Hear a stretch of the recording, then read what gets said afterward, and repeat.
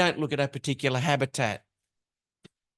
Okay, so in talking through that, there's a definition which I like to put up when thinking about spatial planning and environment generally.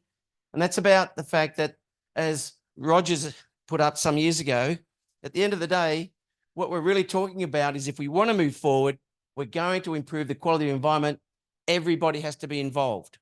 And not just everybody, but we need to have this somewhat holistic view of what we're doing rather than a highly compartmentalized view. And that's key to actually moving anything forward. And of course, in planning, my view of planning until I really started to work with Sonia was a very stoic, these people believe in boxes, and the boxes don't generally reflect what's outside the boxes. And so that, for me, coming from a sort of a more biophysical science, was how I viewed the world. And so I have been educated. We do, in order to be successful, also need to make sure, even from a biophysical point of view, but certainly when we consider a system that we're trying to plan for, we need to be integrative. Integrated views, integrated knowledge, and that's key. And I'll talk a bit about that. And of course, effort. And that's probably obvious to all of you, but I restate it because sometimes I think things are obvious and they are seemingly not. Okay, so taking that as a precedent, I want to talk about a site that you might want to look at, and to also say that spatial planning is moving, as you may well be aware, into the marine and coastal domain. I was recently working in a project with the Indonesian Directorate for Fisheries, where they were looking at spatial planning and how we might apply that to marine and coastal resources. What I've put up here are a few images from a program or project called YO Symphony. The web link to the tool is given on the slide, so that'll be transmitted, and please go to it. This is being developed under the Nairobi Convention, and the Nairobi Convention is fundamentally an agreement between states in the Western Indian Ocean as to how they will seek to proceed to make marine and coastal resources more sustainable into the future. And it's run out of the UNEP office in UNEP and UNDP actually collaborate on this in Nairobi, but it covers all of the Western Indian Ocean. Now, I was on one of the drafting expert groups for this program when it began, and what became pretty apparent was that one could take raw data from a GIS platform and plot it on a map and go, well, we have seagrass, we have mangrove, we have communities, we have a whole range of different, if you like, components. What it didn't really reflect very well was the interactions between those. However, it has evolved now to do something which you might call convergent impact, right? So what are the various things as they overlay, and what might the outcome be of these convergences?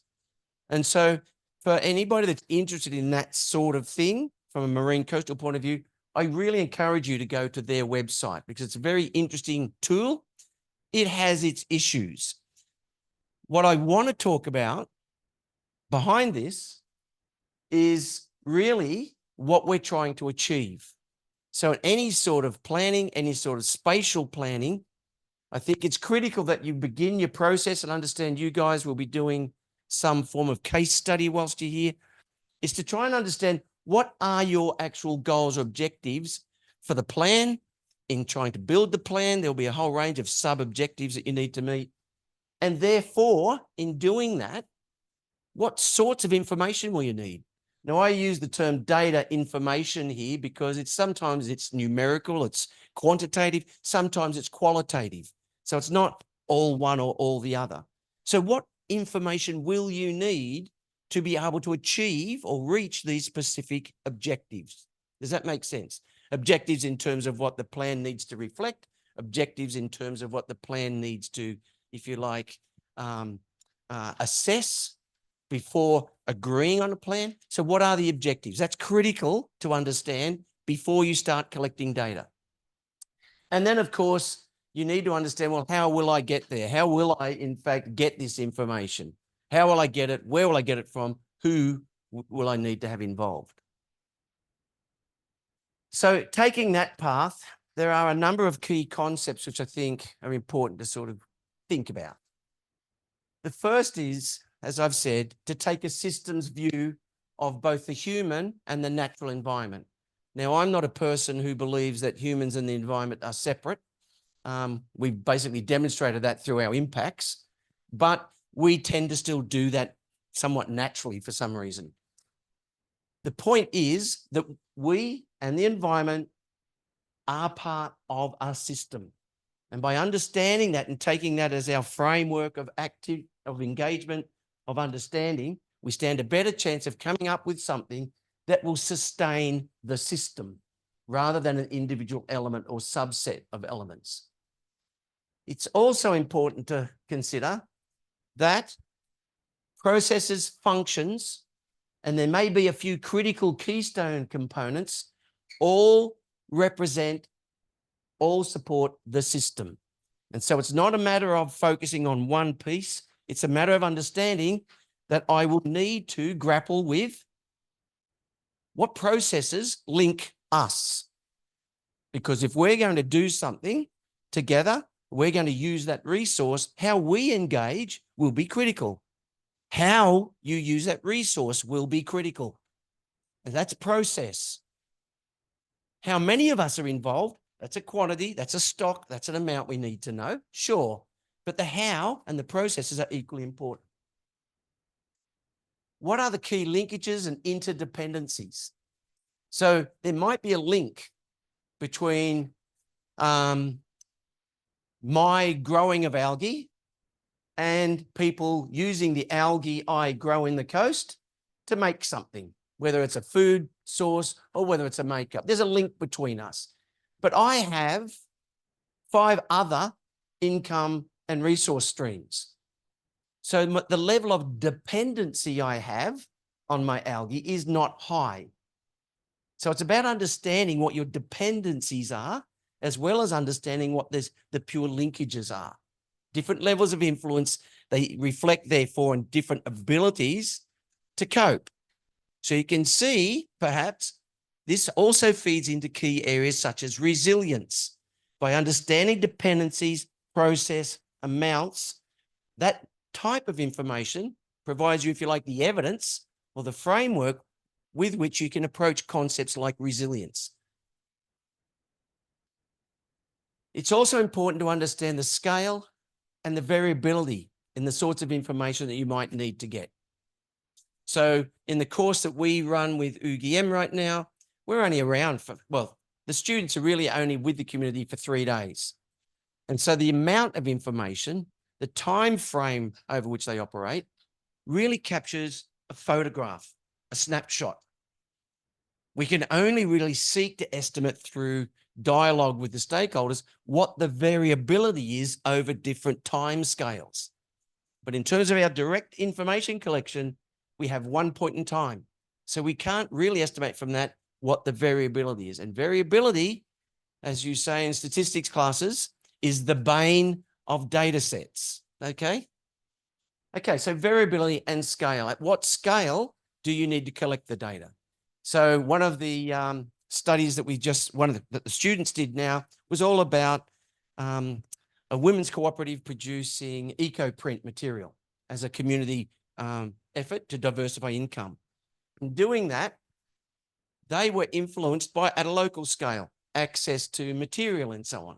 But some of the other resources they need was actually influenced at a scale well beyond the province. It was actually influenced by national taxation. And so you need to think for yourself, at what scale do I need to envisage the situation within which I need to explain things? Does that make sense to everybody? Okay. And then, of course, I come full tilt again. What are your objectives? What are you trying to understand? What are you trying to get insight on in terms of making your own decisions, but perhaps supporting planning decisions and planning insight? Oops. Okay. So the whole idea here is we need to go out and collect what I call useful data, valuable data, rather than data for the sake of data. And in the YO Symphony program, some of what was being collected in the beginning was, well, let's just collect everything and see where it falls. Now, I would say that stopped pretty quickly when you realize that the amount of resource, the amount of time, human effort, money just doesn't really accommodate it. And not only that, it tends to blur what you're trying to achieve. And so again, if at the beginning you can take the time, work through with your collaborators, or if you're doing it individually in your own head, what are my objectives? What am I actually really trying to answer here? What is the evidence I need to take the next step, as it were? Okay, so I put this up. You are probably all too young to understand the Yellow Brick Road. But in this particular movie, which is now 6,000 years old, no, it's quite old. I think it was the 50s. This young girl on the right goes off to a whole other place, another dimension. We would today call it the multi-universe, right? Where things are very, very different to her own, culturally and otherwise.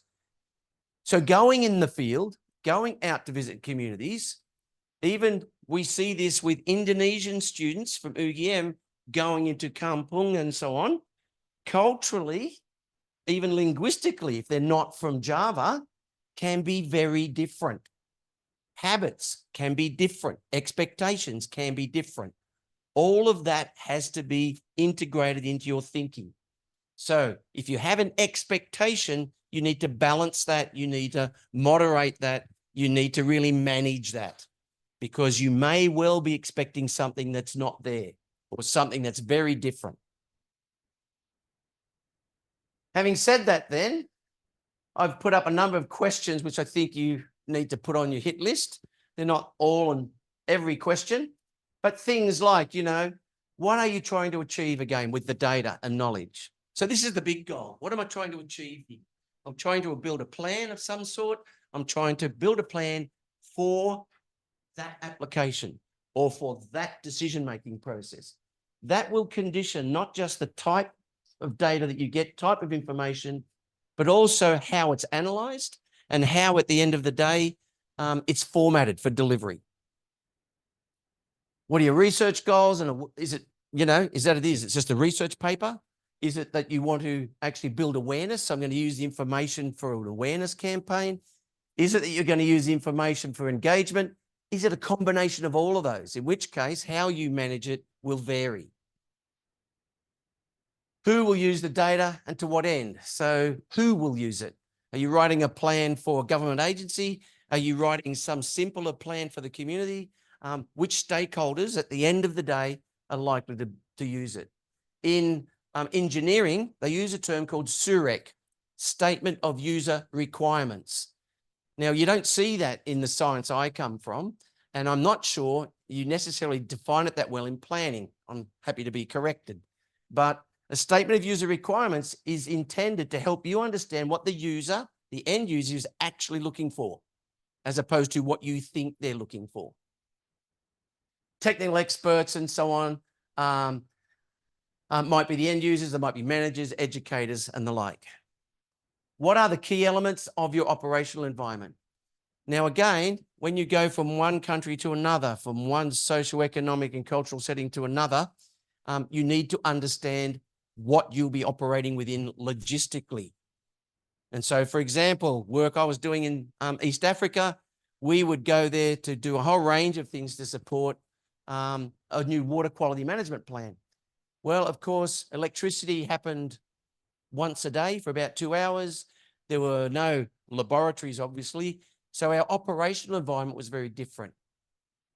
How we communicated was hindered by that. It was modified by that. So you have to think, if I'm going into this world for research to undertake a program, what are the key elements that you need to consider? Because they will influence how you do the research, how you might need to access particular individuals to give you access to infrastructure or to give you access to information and data. So they're logistical, they're cultural, socioeconomic, obviously, technological, and infrastructure. So there are a whole range of these things that you'll need to think about before you go in the field or as you're entering it. Otherwise, you could spend a lot of time sitting in a hotel or sitting in some residence wondering what you're going to do next because you can't get a car, or there are no roads, or I can't make a phone call, or I can't really do what I need to do. So consider that before you jump rather than after you're caught in some sort of situation. You also need to think about the educational and other elements of the demographics with the people that you'll be working with. Inform your planning. So I always saw planning as planning a project or planning an activity and so on and so on until I met Sonia. And so those same rules apply when you're going in the field to do research. You need to plan for it. You need to be adaptive. You need to plan to adapt if that's necessary. Okay, now, of course, once we start to talk about spatial planning and where humans are involved, we need to understand some of the more subtle issues. Things like, are there gatekeepers? So I used to run a program on capability and capacity building for Tanzania. And in that, to do anything in any of the communities, you had to have a clear relationship with gatekeepers. And gatekeepers can be individuals. They can be individuals as part of an organization, a government department, an entity, without whom you cannot access different things. So who are those gatekeepers? Do they operate at a specific community level? Do they operate in Indonesia? Are they at the RT, RW, or provincial level? Where are these people? Where are these agencies that I need to make sure I have agreement with? Otherwise, your research will stop pretty quickly. What's the legal and regulatory landscape that you'll go into? So what are the policies? Now, okay, at a very simple level, to be here to do research, we need a research visa supported by BRIN and the like. So that's a very obvious one. But it might also link to things like ethics. What are the ethics rules you need to comply with? We in Australia have very strict ethics rules for doing research both within Australia and in other countries where humans and animals are involved. And so we have to comply with that as a minimum, but we also have to comply under our own rules with the ethics rules, in this case of Indonesia. So what are those rules and how might they influence what you do? So ethics is not something you should forget, not something you should pretend is not there. If for no other reason, just from a sort of a philosophical point of view, everybody has right to sound ethical behavior. And of course, and I unfortunately have run into this more than once, is there a war going on? And I don't mean literally a war, but what I do mean is, what is the social political condition in the place where you'll be working? Now, if you're working here within Indonesia, you'll know that way better than I do. But if you go somewhere else, so I've worked in Somalia, Angola, Sri Lanka, and that was a very, very different landscape, very different landscape. Okay. All right. So one other thing that may or may not be relevant from a planning point of view is whether in fact you're considering or you're building a plan which has to integrate into it these cause-effect relationships. If I do this, what happens? So a very simple model for that is what's called CPR. It's about condition, it's about the pressure, it's about the response. Now, I'm not going to push this as a hardcore method, and I'll go through it pretty quickly, but it is a reliable, essential, or basic framework that you can use to try and help you understand what's the best way to approach this problem. What are some of the key things I need to look at? And so we have initially some baseline condition or some baseline function, whether that's from a water infrastructure point of view, whether it's from a transport point of view. In my case, it would be from, a carbon processing point of view in an ecosystem. What's the pressure that's being applied or under the plan might be applied? Will we increase densities? Will we increase use? Will we decrease use? And so on and so on. And of course, when looking at that, it's important to understand things like, what's the level of that pressure? What's its intensity? Somebody tell me the difference between level and intensity? No? So intensity is really about how much over a given area or over a given time. So how much per unit of time or space, more or less? Does that work for everybody? So how intense is it? And of course, what do we think, or what have we seen to be the change due to those pressures from other studies or from the area in which you're working? So this very basic boxed approach can be very interesting as a starting point. And of course, not to forget that we need to consider, what are the processes interacting here? How is a pressure realized? Is it realized because I'm holding all your money and that's what's driving you to poverty? Or is it that you're in poverty because you can't earn enough? So what is the process? What is the actual functioning that's leading to the outcome? And importantly, between each one of these phases, there may be common or in some cases specifically different indicators that will tell you where you are. All right, so how might we obtain the data? There will be a whole range of data sets and types. I historically have worked mostly in the top one, biophysical environmental data. I've necessarily worked with social, economic, and cultural data. And there are different ways in which you can collect these data types. Now, of course, if I'm out in the field as a biophysical scientist, I can take water, I can measure it, I can even use electronics to do it today. Alternatively, there are other ways if I'm working with humans. And so the main, if you like, approach that I wanted to talk about today was really this bottom one, which is about participatory data collection, where we actually participate with the stakeholders to build what I call a collective or a common knowledge set and understanding. And we draw from that what we need to feed into our planning. I'm conscious it's 15:15. We need questions. Do I keep going for another 5? Yeah. Okay. Okay. Now, of course, there is this bottom category as well.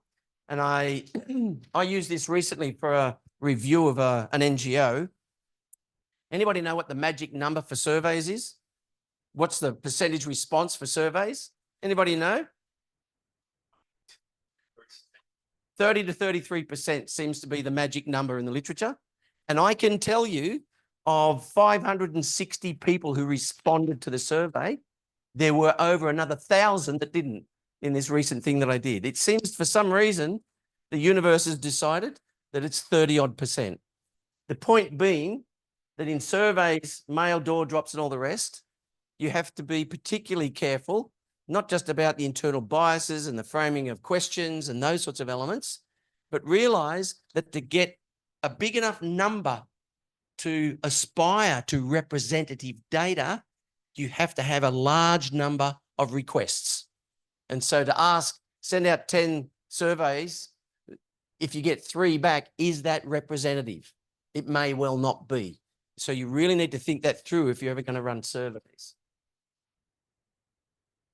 So PAR, or participatory action research, it has become popular in my lifetime, certainly in the last 10 years, more than it was before then. There is various definitions involved. I don't want to waste all of our time going through them. The point I want to make, though, really, is that there is there a laser in this? No. Okay. The point I want to make is that under PAR, people will say a lot of things. They will behave in different ways. Co-option all the way down to collective action. Now, I highlight this because people have taken these approaches under the heading of PAR, but they're very different in how they function. So in co-opting, as it says here I am, I'm the researcher, leave it with me, I'll move on, you'll be great. Okay, that's very different to this project is a community-led project where we're all participating, where, I'm here, I have certain knowledge sets which might be useful. Ask me when you think I can help.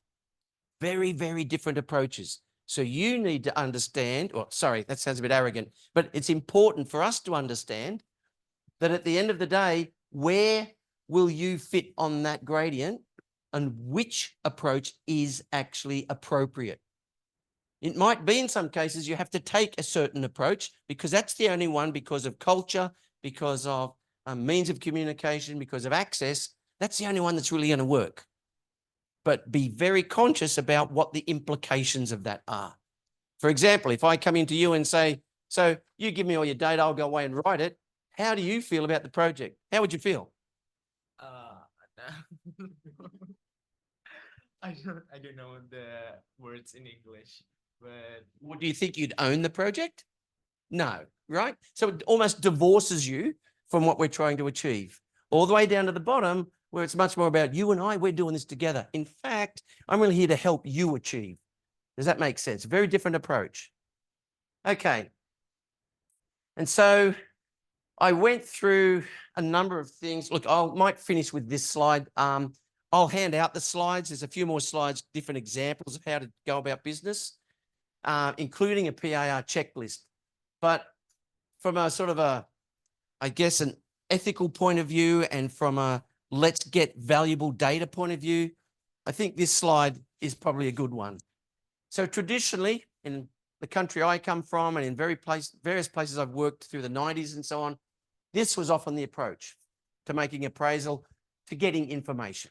It was, look, I'm going to sit here, I'm going to ask you questions, you'll give me answers, I'll go away and make an assessment. But now we are increasingly, quite rightly, moving to the bottom model, where if I have a role, I will be a facilitator. I will sit here with all of you and we'll draw a universe together. We will build a knowledge set together. And so there is this exchange between us to build a common knowledge point. Does that make sense? And so it then, if you like, gives you a greater chance of getting representative information which truly reflects the situation. It means that we have shared views. Now, what happens when people share things? Sorry? They learn, but what else do they do often? Do you believe me? They argue, they debate. We identify where the touchstones are, where the issues lie in terms of discord potentially, but also different levels of understanding. And so we gain through the debate. Through the debate itself, we gain. So we get to share views. We get to share the idea that, look, we're not going to agree. Sorry, we're not going to agree, but let's agree to not agree. And let's get the information to resolve the problem. So what is that also doing? So what am I doing when I'm doing that to you? We're agreeing to disagree. We're going to have a conversation and we're going to sell it together. What does that do between you and I? Yeah, it does that. But what it also does is it begins to build trust. It begins to build a dialogue which we can have faith in, some belief in.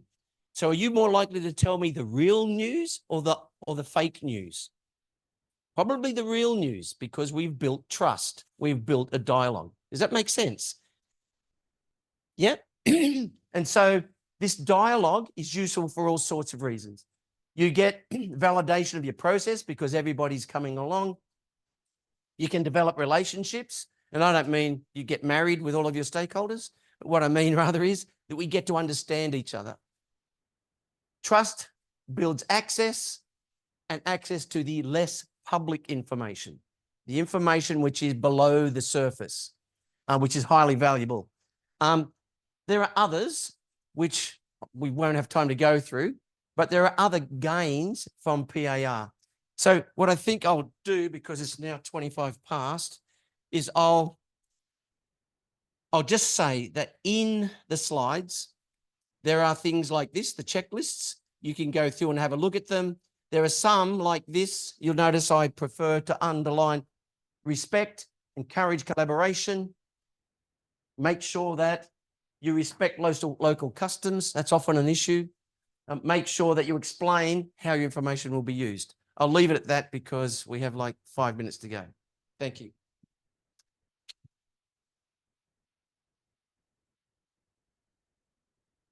Any questions or queries? Any question from anyone? We still have a little time to discuss. Please, student. I got a question. Sure. How do you strike the balance between adequately preparing for participatory action research while also ensuring that you're not burying the lead by preparing yourself for a specific set of questions or answers from your participants? So part of it is a mental approach.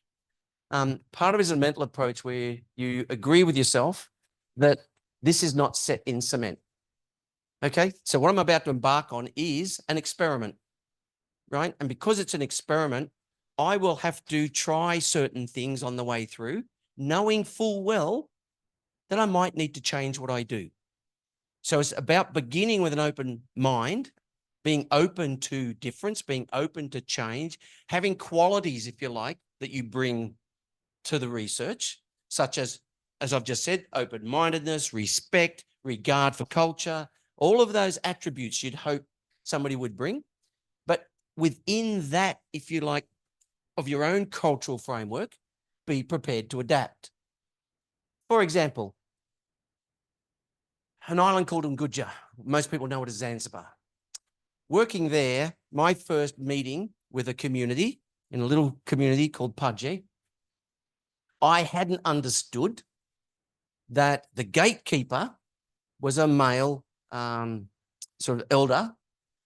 I was led to believe, I misunderstood that in fact it was a younger person, the person in fact who had been having all this dialogue. So I went in already in my mind thinking, well, okay, so here are my questions. Here's what I need to sort of resolve, da, da, da, da, da. So rather than give it time for him to do what he needed to do to get me linked to the head, I came in all eager and here we go, blah, blah, blah. It cost me a month because what happened was that was seen as me not regarding the elder head of the community with the due respect. Now, that wasn't deliberate on my part. It was naive.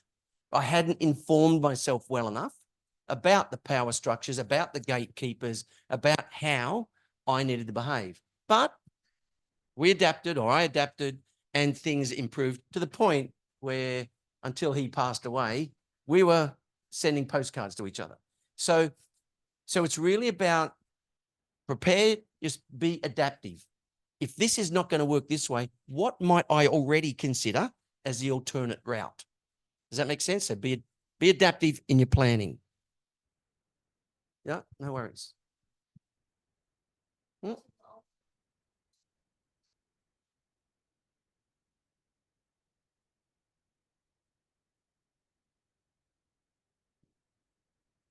Okay, then. Oh, there is one, sir.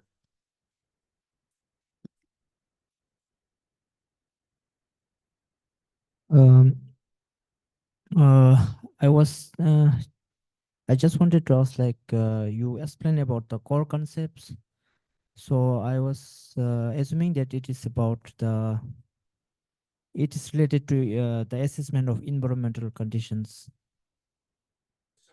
Uh, the core concept you were explaining. So is it that it is for assessing the environment system of the place, or not only? So, like, I just wanted to ask, so you were explaining about the system view, processes, scale, and all those things. So you have kind of like standard procedures and all those, or it changes depending on the cities or the site you are doing the project? And that's the point. If I go in with too many preconceived ideas, then I might be actually bringing a greater level of bias than otherwise. So inform yourself before you go anywhere as best you can, obviously. That seems obvious, but in my experience, doesn't always happen. In the second aspect, that approach overall applies equally to humans and human systems as it does to environmental or natural systems. Because at the end of the day, if we, for example, think about the rural community we were just in Southern Java, there were three groups. One focusing on mangroves and wanting to turn that into a tourist facility and to make it bigger and better and stronger. One was a women's cooperative building or making eco prints for sale. The third one was a group of men, no women involved in that group, who wanted to become better fishermen. Now, if you took each one of those in singularity, they were operating in their own little, if you like, subset, right? Their own little subsystem. So, you know, fishing, boats, sale of fish, who's going to fish with them, and so on and so on. If you did that, you would have missed the key point for that area. All three of them not only knew about each other, but had this whole idea that collectively they could form a diversified income stream or multiple diversified income streams for the wider community. And you only got to that by asking these systems questions. So who do you link with? How does your plan fit with every other plan? How does your resource use link to, say, the mangroves? And so by taking that systems view, if you like, you actually got to learn more about what was really required by each of these subsets than was obvious talking to them as individuals. Does that help? Yep. Yep. Yep.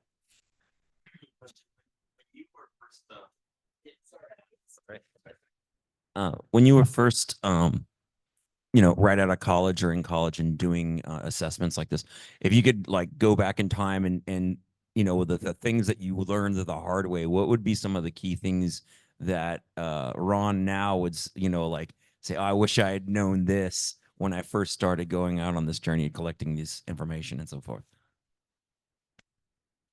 I guess, look, I grew up in a culture or a background where adaptability was key to survival. So I already grew up, with a strong sense of adaptability. I had to get out of where I was, right? Okay. So in some senses, in many senses, that has served me exceptionally well in my life. What I also grew up with, though, and what I had when I left college was a somewhat naive view of how management occurred. I mean, I really did have a somewhat naive view that if I could show to policymakers that this was a problem, right, that they would fix it, or that there would be a bit of a dialogue and a bit of a time period, but somehow they would get to fix it. It wasn't for a number of years that the full weight of the complexity really hit me. And so for the first year or two, certainly when I was then posted into Africa and so on, I did come at it very much from there's a problem, let's fix it, as opposed to there's an issue, but that is one of many issues that actually converge to give us the outcomes that we're witnessing. And so it was very much about, understanding that. The second thing was, as you are learning that, to try and identify where the boundaries need to be. And that is almost black magic art. I mean, it's not, there are methods we use now and so on. But when you're in a situation, and one of the things we try to teach students in our course is how many rabbit holes, how many deep holes do you go down, right? How many can you afford to go down? How many are relevant? And so it really, I think experience plays a big role in that. The more knowledge you get, the more understanding you have. To not beat yourself up if you've gone down a rabbit hole and you've wasted 3 days and you come out of it going, well, that sort of helped, but not really. But to be conscious of the fact that rabbit holes can be good, but can also be really time inefficient and can really cause you more problems than you thought. And so to be aware that you do need to set boundaries. You need to have boundaries. And quite frankly, I guess the big thing I've learned over the years is that adaptability approach. It is that whole idea, plan to adapt in all sorts of ways, from how you're going to do your own personal washing through to how I'm going to be able to access that data set, or how I'm going to be able to get to a given site to get the information, and so on and so on. Does that make sense? I hope that helps. Okay, thank you.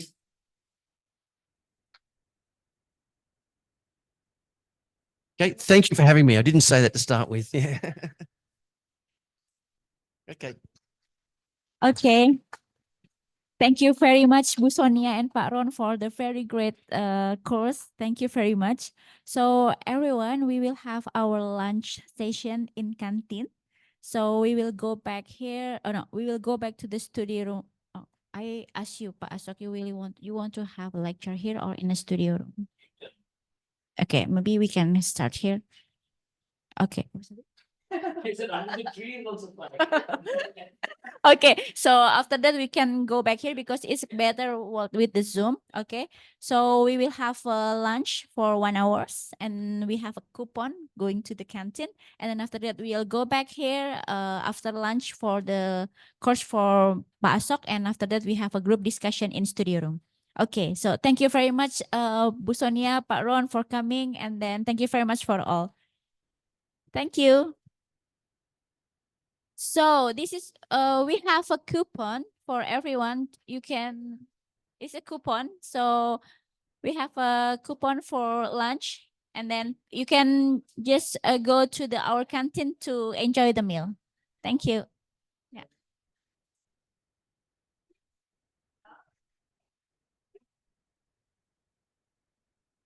Probably gonna try this out. Yes, of course. I'm making six. So the people who think it's important.